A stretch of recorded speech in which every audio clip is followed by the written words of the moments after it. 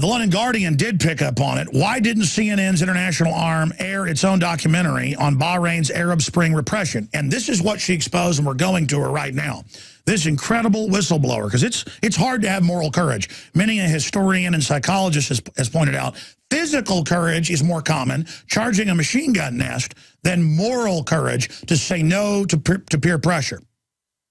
And she worked inside trying to get her evidence of just killing, shootings, beating to death, you name it, backed by Saudi Arabia. And she was told it's not going to air. Meanwhile, again, they exaggerate the atrocities of Assad, who I'm not defending in Syria, while covering up for al-Qaeda, throwing Christians off the tops of churches, blowing churches up, and making fathers suicide bomb or they'll kill their family. This is how reprobate and corrupt we become. And this lady, from inside, this is a big deal, exposed it. And she said, quote, "I saw firsthand that these regime claims were lies, and I couldn't believe CNN was making me put what I knew was government lies into my reporting." Amber Lyon. Now, many people, when they run into the truth and get knocked over by it, Churchill said this, they get knocked over in the ditch by the truth, they get up and dust themselves off and go on about their business. But exceptional individuals don't. And a lot of you are saying, well, she just told the truth. What's exceptional about that? Well, she basically had to leave CNN. She quit over it. She gave up a big career for her honor, for doing the right thing. And it's women like her and men like her that are the difference between civilization and barbarism, the jungle of tyranny and letting evil take over, and freedom and liberty. And so she's my hero. And Amber Lyon, you join us now. Thank you so much for coming on today. Hey, thank you, Alex, so much for having me on. I really appreciate it. That was one hell of an intro. Well, hey, you deserve it. We need to rediscover who heroes are. Tell us your story in a nutshell and what's happened since, and then we'll flesh the story out more for people. Well, basically, we went to Bahrain to do a documentary on the Arab Spring, and while we were there, we uncovered atrocious human rights abuses at the hands of this regime. And we were able to witness doctors who were being tortured, also journalists. And so when we got back to the U.S., we were violently detained when we were in Bahrain as well, and the security forces thought that they'd erased all of our video. So you can imagine Bahrain's surprise when we got back to the U.S. and actually had that video. We were able to sneak it out and then went on the airwaves telling everyone that this U.S. ally country actually is committing horrific human rights abuses against its people and pro-democracy protesters. At first, I was able to get coverage on CNN and CNN International, but then the phone calls started coming in, phone calls from PR companies working for the Bahrain regime, PR companies based in the U.S., also phone calls from the regime itself, constantly calling and complaining about me. I'd walk into the newsroom and producers would tell me, you know, Bahrain called to complain about you again. And that was okay. But what happened is I started to notice the complaints being reflected in my reporting, and that's that I was required to then put on mandatory tags that were provided by the government, which were essentially just pretty much propaganda statements that I knew were false. And CNN calls that journalism 101. I call that propaganda 101. It's very dangerous to repeat phrases over and over and over to the public. Yeah, that'd be like saying, hey, you can't say Hitler's bad in 1945. Let's get a statement from him. Yeah, or hey, you can't say this convicted child molester did this even though he's convicted. Let's get a statement from him about why he murdered the 5-year-old. And you know, there's a psychological effect. I spoke with a lot of my friends who have studied, one who has a doctorate in psychology, and there's a psychological effect to hearing something repeated over and over and over, that no matter how insane it is, you tend to then take it as truth. And that's true if you remember weapons of mass destruction. That phrase was repeated an infinite number of times within the media, and that instilled fear into the American public. Buzzword conditioning, absolutely. So they start pressuring you, they start making you, you know, you've got the video, you've got the interviews, you've got the proof. Yeah. Other media outside the U.S. is reporting they're lining people up and shooting them. But here it's like Bahrain is loving and helping, and it got some nasty protesters off the street.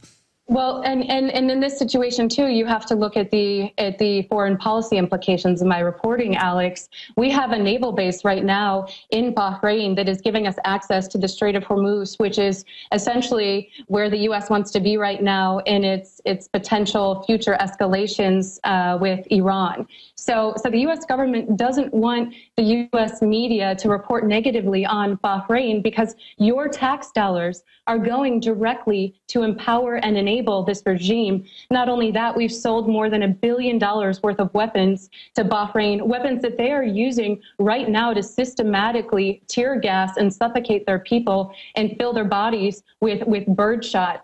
Well, I want to go through the cover-up and what happened to you, but what is it like to watch Anderson Cooper, who's admittedly CIA? It's come out in the Washington Post, I'm sure you know this, 12 years ago, that the CIA does have top generals there literally saying what can and can't go off CNN. That's come out for before for people that don't know. You can elaborate on that if you have anything else. But what's it like to watch Anderson Cooper get all breathless about Egypt or breathless about Libya and, oh, the human rights abuses and then exaggerate a bunch of stuff as he's been caught or flat out stage things. Meanwhile, you're told to not report on known massacres. Yeah, I think for me, it's frustrating journalistically, and it scares me for the future of the survival of journalism's sake, because as journalists, we can't pick and choose when or when not to tell the truth. We always have to be truth seekers and trying to expose the truth on every level. And eventually, when I was at CNN, eventually it got almost impossible to get stories on about Bahrain. And then in June, our documentary, the 20 minutes of it was a pretty stark report on the abuse in Bahrain. It aired in the U.S. for one day, but it never aired to its target audience, and that's on CNN International in Bahrain. And Alex, I started getting employees at CNN, longtime employees, approaching me saying, you should investigate this. This is very suspicious. Something's going on here. And we found out that, which was really, I felt defrauded as a journalist. We found out that at the same time I was being detained and risking my life to expose the Bahrain regime, CNN International is taking money from them in exchange for producing content that it airs on CNN International, content disguised as news. I mean, one of these programs, the reporter, Richard Quest, was reporting live from Bahrain for a week and on a program called iList. And that program made Bahrain seem progressive and like the Crown Prince was a reformer. And as an employee at CNN, I was never told that this was going on. Also, viewers are not being told that CNN is being paid by state regimes, some with horrific human rights records, to air content disguised as news, which they're often not even telling the viewers that this content was paid for by governments. And Alex, on a journalistic level, this is horrific. It is. Stay there. Stay there. We're going to go to break and come back. I want you to have the floor and break all this down. For people that don't know, it's like the federal government's paying all the major sitcoms, all the major ones on the networks, to promote Obamacare, anti-gun messages. It never ends. And yes, the communist Chinese governments are also financing the news. We'll be right back. Alex Jones here with a very important announcement for truth seekers. We've carried a lot of amazing films and books over the years on the online video bookstore at Infowars.com. And out of all the titles we've carried, one stands out because it is just so chillingly convincing. And that's Dreams from My Real Father by Joel Gilbert, available at Infowars.com. This film exposes the fraud that Obama is like nothing I've seen. If you want to know who Obama's real daddy is, this is the film for you. Don't forget, your purchase supports our broadcast and our growing media network. You'll also find at InfoWarsShop.com None Dare Call a Conspiracy by Gary Allen, the book that woke me up. We're also carrying Behind the Green Mask, UN Agenda 21 by Rosa Corey. This book is coffin nails to the globalist takeover. The Greater Good, the most professional and up-to-date film I've ever seen exposing the scourge that is vaccines. These titles and a lot more are all available at InfoWarsShop.com. I hope listeners realize the magnitude of what we're discussing. This is a CNN insider. I didn't even get to her bio because I mean, I'm literally catching my breath. This is so upsetting. to know all this, but to know the public isn't aware of it. Most of this is even hidden in the back of the newspaper, that foreign corporations, foreign governments, it's not just CNN, in fact, some are even worse, are just financed by foreign interest and are lying to people. Amber Lyon is a 3-time Emmy Award-winning journalist who scuba dived under the oil spills, goes to all these war zones. I was calling her a hero and all that. That's why I was saying that, not just her whistleblowing. It's just amazing that she's willing to do this, because most people will sell out for money and fame. And she's won all these big awards. I'm not going to get into it, but in 07, 08, she won the Emmy for Best On-Camera Talent Reporter. And she joins us now. And it's AmberLyonLive.com, AmberLyonLive.com. Okay, this is a short segment, Amber, long segment coming up. You were getting up to the fact that Bahrain, you're not told this while you're being pressured to whitewash. Bahrain, it's machine gunning and killing peaceful protesters. While our media demonizes other regimes as a pretext to bomb them, you're not being told that Bahrain is financing other shows while not letting your show air. Yeah, exactly. I wasn't, and I feel like CNN should issue an apology to its journalists, also to its viewers, because they're not making people adequately aware and clearly disclosing that they're taking money. And it's not just Bahrain, it's Georgia, Kazakhstan, and other regimes. They're taking money from these regimes in exchange for creating what they called sponsored content.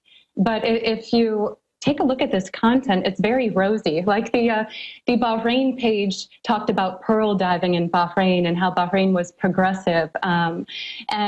And at the same time, human rights workers and journalists were being tortured and imprisoned. And that wasn't mentioned on this page. And I think this is really scary because the U.S. public is being misinformed by such a powerful network. Not only that, the world, because CNN International is the most viewed English language news station in this area, Alex. I know the ratings have been going down, but we're talking Time Warner here. They have a lot of power. And sure, let me correct myself. Domestically, CNN is more and more a shadow of its former self. But you're right. Globally, it is the name reaching hundreds of millions. That's the real value inside CNN.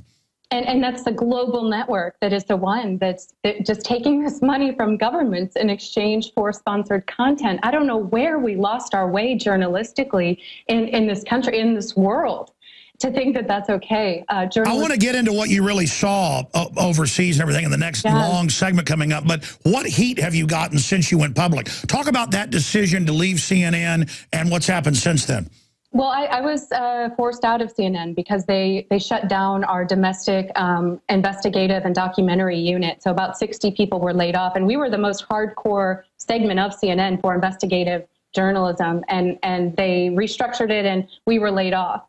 But I was given a severance, and after I came forward the first time about the Bahrain situation, my agent was called by someone representing the executives at CNN, and my agent was told that if I continued to talk, my severance and health insurance would be pulled. So there was a threat there to try to get me to. That's a direct threat against your First Amendment. I tell you, I think there's a civil issue there.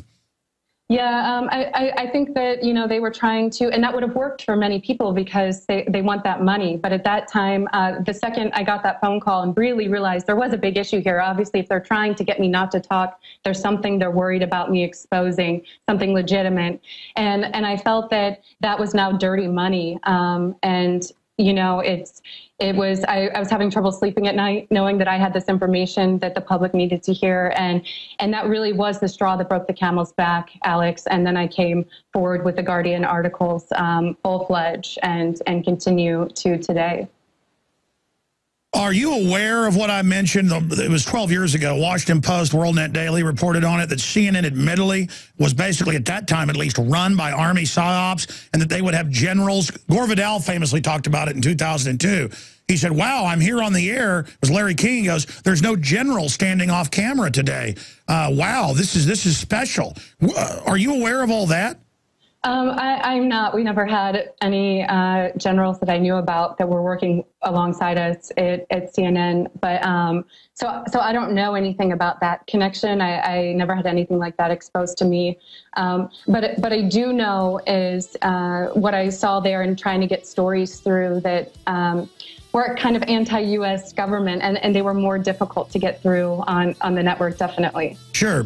Did you know Anderson Cooper is CIA? Did you know that? I don't know anything about that. We'll be right back, Amber. We're going to break all this down. And you're an investigator. Check into what I'm saying. Check into my claims. Don't just believe me. Do you understand how dark it is? How far down the line we are? How late it is? Amber Lyon is our guest, award-winning CNN reporter, 3-time National Emmy award-winning journalist. AmberLyonLive.com is her website. And so they still ever doing work for them, but they say, hey, we're going to take away your health care. We're going to take away all this stuff if you don't shut up. Okay, because, you know, CNN's out there fighting for the little guy, and let's bomb Libya and Syria because they're hurting people. Our al-Qaeda is chopping people's heads off right now. They're good guys. But, you know, and the evil protesters in Bahrain, well, so what have they got lined up and machine gunned? Let's get into what your reports were covering, the massacres that they don't want out.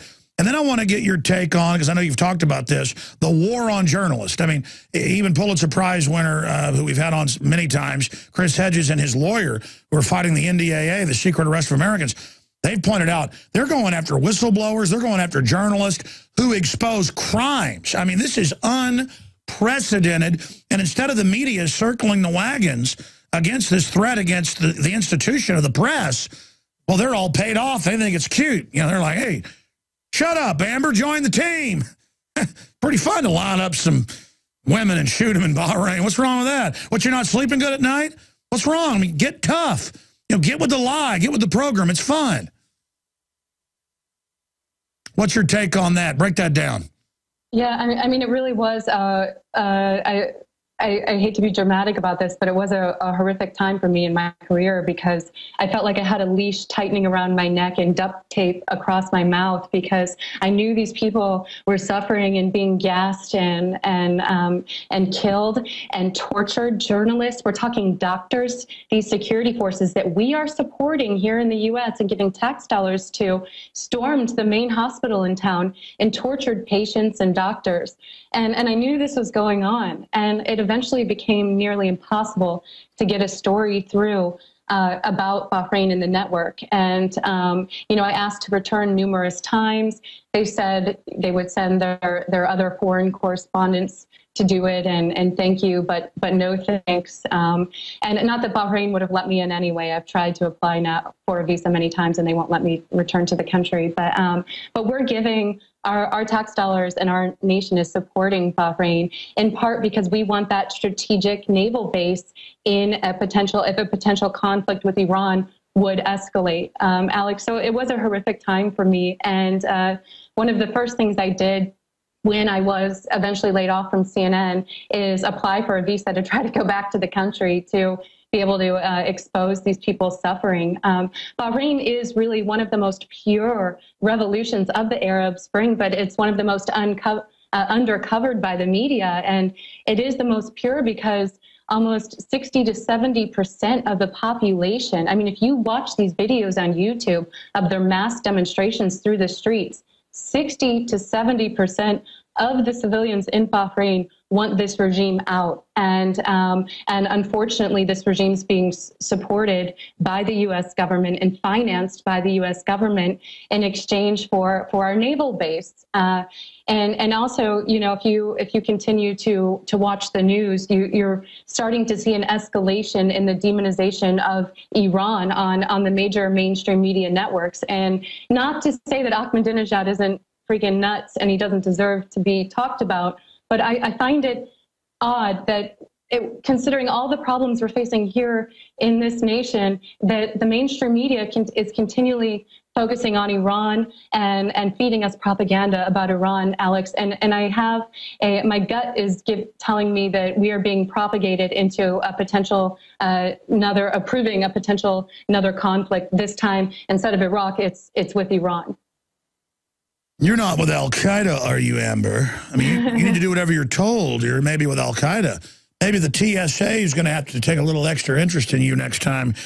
Maybe we have to put you on a no-fly list. You know, that's come out in the press that journalists and even members of Congress have been put on that list to teach them a little lesson. Yeah, there was a journalist at CNN, Drew Griffin, who was put on that list as well when he investigated the TSA. So this is happening. You're not a conspiracy theorist.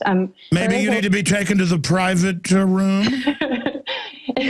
You know, I haven't had that happen to me yet, Alex, but I would welcome it because I sure in the hell would raise hell about it afterwards. And everyone should, especially journalists who are being intimidated because they're criticizing the TSA and the government. That's our job. Our job is to be watchdogs and publish what they don't want published. Sounds like we've got an extremist on the line, ladies and gentlemen. These are her views and not mine.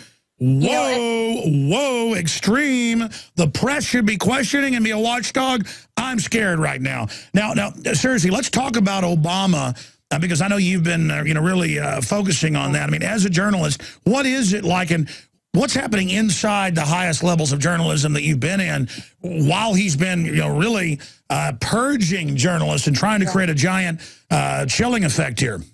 Okay, first I want to reinvigorate the public's definition of journalism. I think people think that journalism is what they're seeing on the news, and that's where reporters standing in front of the camera smiling, saying that the grass is green and the sky is blue. That's just reporting. Journalism is publishing something no one else wants to see. It's investigating. It's not just saying whatever the government tells you. And that's true muckraking investigative journalism that we need to reinvigorate in our society. And so what Obama has done with his war on whistleblowers and by going after journalists with subpoenas is he has created a chilling effect, Alex, that we have never seen to the likes of this level in this country. And that's because Obama has prosecuted more journalists and whistleblowers than any other president in our history under the 1917 Espionage Act, including Pulitzer Prize-winning New York Times reporter James Risen.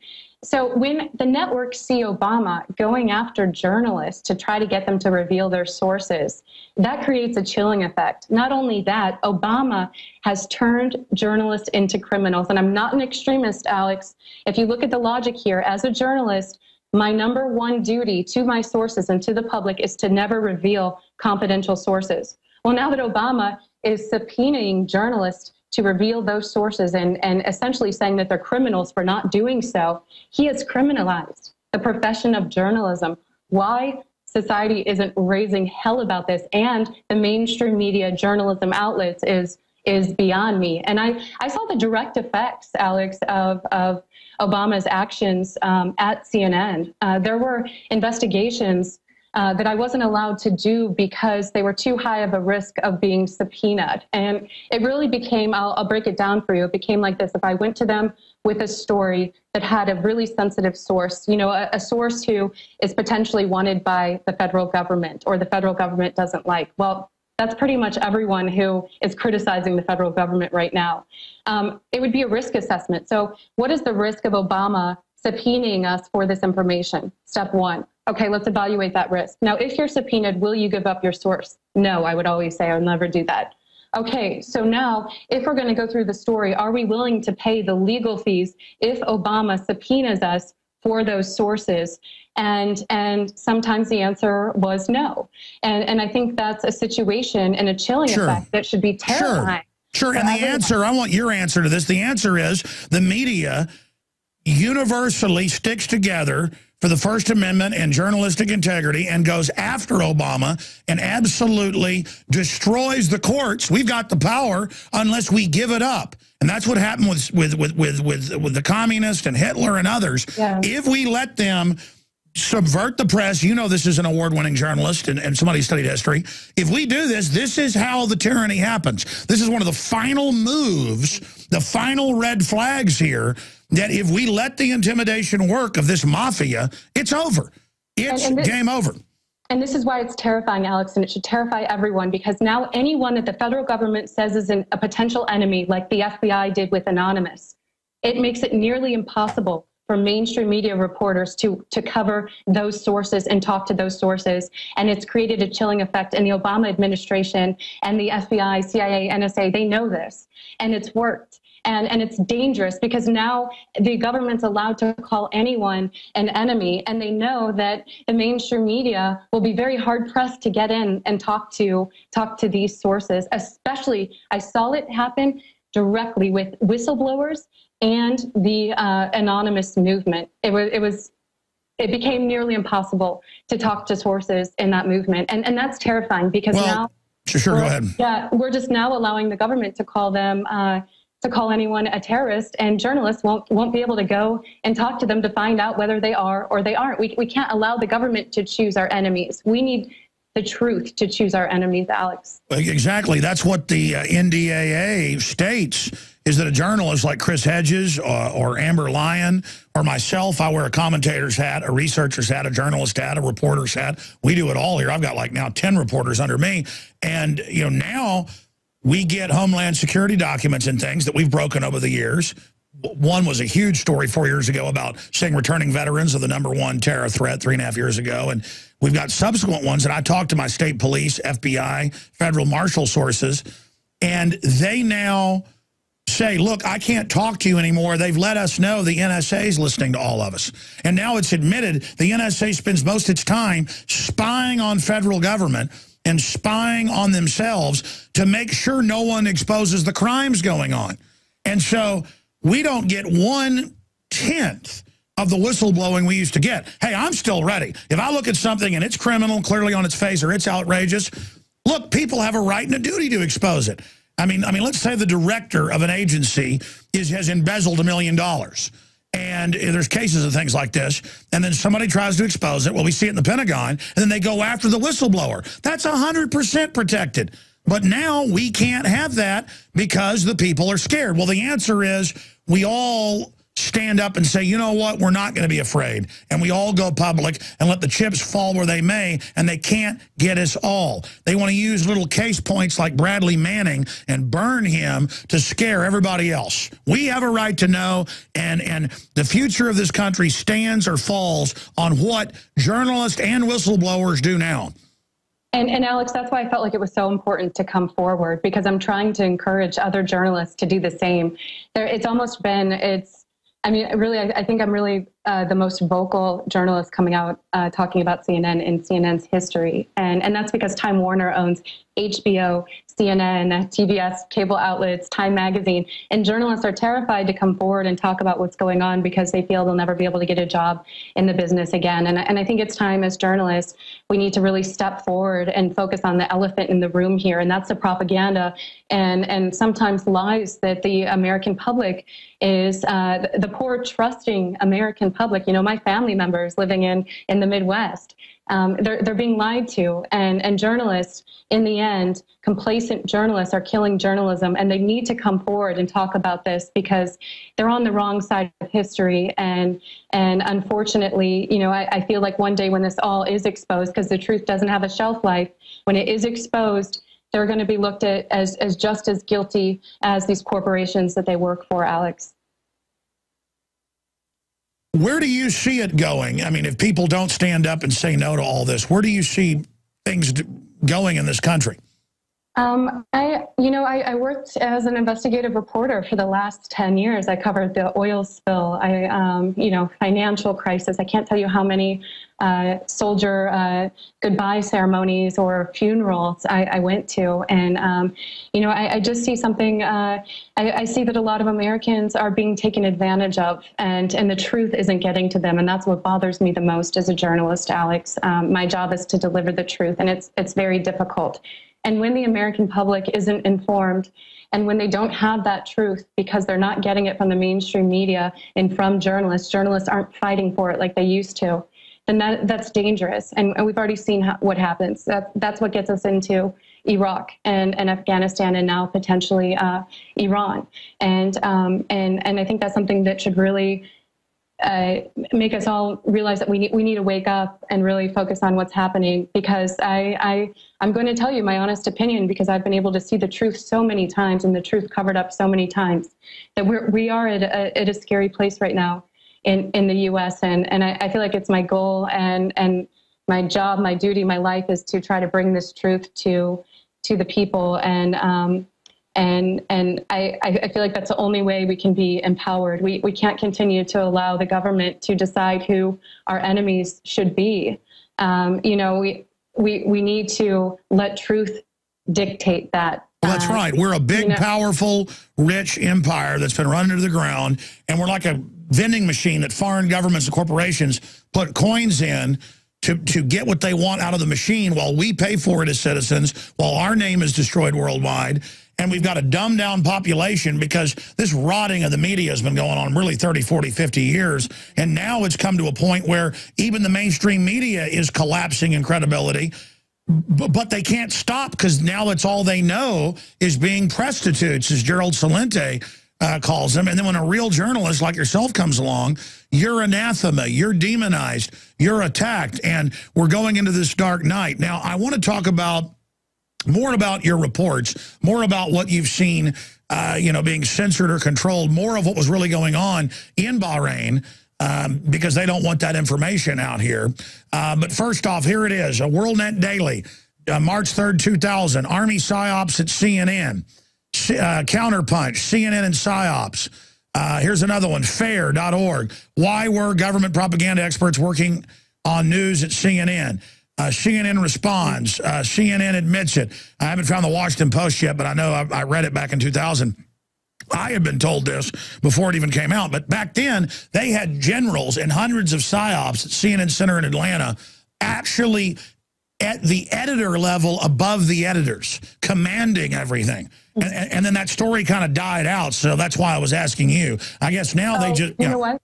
I started at CNN in 2010. So if it was going on, it may have been happening before I was with the network. No, exactly. My point is exactly, they've gone more underground with it now, is my point. Used to, as Gore Vidal said, the late Gore Vidal, they were standing there. Gore Vidal talked about this too. Mm-hmm. And you know, I wonder what's going on. I mean, my red flags are raised when you have this network not reporting on the domestic surveillance. Why aren't they out in Utah, in Bluffdale right now, reporting on the construction of this $2 billion NSA facility that would terrify most Americans if they knew that the NSA was planning on collecting that much data on your personal communications? Why aren't they out there covering that? Listen, they've got a giant one in San Antonio, and they arrest the San Antonio Express News and the other paper people. They detain them and erase their film. We went with the lawsuit information that they lost a lawsuit in Maryland, and they backed off. I haven't even aired that piece yet, but you're absolutely right. We went down there to try to get media to cover it. Yeah, I don't understand why they're not covering it. And I think every viewer of CNN needs to question that as well, because why wouldn't they cover something like this? This stuff is fascinating. I even had, Alex, this morning, I had a former CNN employee write me and said, thanks for coming forward. You know, I worked on the desk where we took all the phone calls from viewers. Amber Lyon, stay there. We're going to come back. Final segment with her straight ahead. This is amazing. For more than 6 years, I've talked on the air about creating a social network. PlanetInfoWars.com is in its beta phase. We're just launching it, and I want to invite all of you out there to be in on the ground level. Planet InfoWars is about people coming together, forming activist organizations, getting involved politically, hunting and fishing, gardening, dating. This is a place for people who love freedom to meet and to talk and to write and to post information. And I give you this pledge. We are not going to spy on you and sell your data to the New World Order. PlanetInfoWars.com is free, so people who love freedom can get together, connect with people who are awake and know what we're facing. Be active, organize, take action, go viral, create, contribute, resist, because resistance is victory. You are victory. It's waiting for you to breathe power into it. PlanetInfoWars.com. I tell you, I would stand in line for this, to talk to somebody who's a real journalist who, you know, basically they ran her out of CNN and then threatened to take her health care and money and things away if she didn't shut up. And she told him, you know what, I'm going to expose you. And she was telling me during the break an amazing story that she was starting as we went to break. Amber Lyon, AmberLyonLive.com is her site. I hope to see her back in the media, but perhaps she's going to become the alternative media. I mean, that's the way to go. I mean, I started out myself that way because she's a passionate, smart lady. And we got to stand together or hang separate, as Benjamin Franklin said. Tell people this inside scoop on your friend, your CNN whistleblower, what they told you is happening at CNN. Yeah, so I've had nothing but support from people internally at CNN because they've been complaining about this while I was there. A lot of them just, Time Warner is a pretty intimidating enemy to have. So because they have families and for other reasons, they didn't come forward. But today I just got an email from someone who used to work, a woman who used to work on the desk where they would take calls from viewers directly. And she said that during the time, I don't know if you remember in the press, there was all this press about SOPA and ACTA, the internet censorship legislation, also about NDAA. And she said, quote, this is what she writes me today. She wrote editors and said, our viewers are really confused about this legislation and they really want to know more. And she says that her constant emails were ignored. And in the end, she writes, I remember wondering if I was crazy to think there was a deeper reason why CNN wouldn't cover such important subjects, the important subjects, in my opinion. So, I mean, that's someone who was on the front lines, the direct liaison with viewers. So we need to really ask ourselves, if CNN isn't covering these topics, even though viewers want these topics covered in a time where CNN is losing viewers and ratings, then what the hell is going on here, Alex? Why aren't they covering these? Who is intimidating them, or what's going on at that network that this stuff isn't being talked about? And when I come as an investigative reporter and try to expose a U.S. ally country that's horrifically abusing and torturing its people, why am I censored as well? What's going on here? I mean, it has CNN turned into state TV.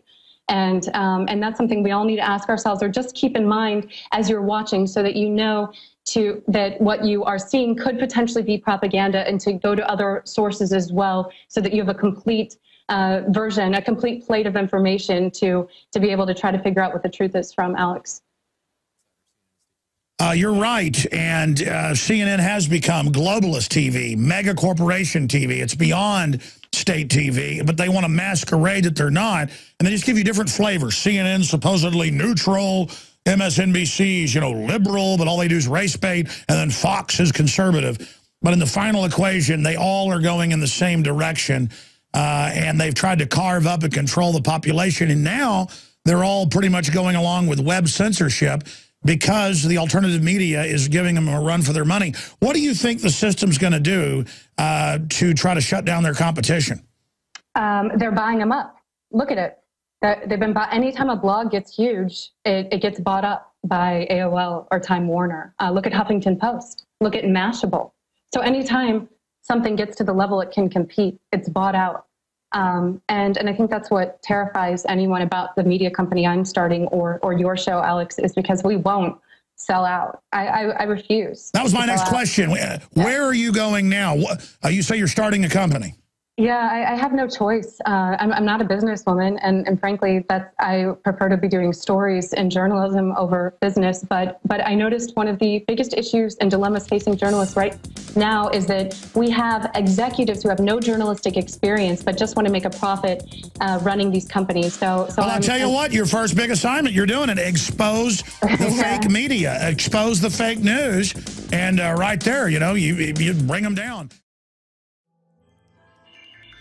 Alex Jones here with a message that could revolutionize health in this country. Going back about a year and a half ago, I began to learn about the incredible health effects of longevity products. Aaron Dykes lost 92 pounds. We're going to show you some before and afters. Aaron, break down what happened, your story. I've worked really hard with diet and exercise to try to lose weight, but I just didn't get the results. It just didn't happen. Then I saw what you were doing with InfoWarsTeam.com.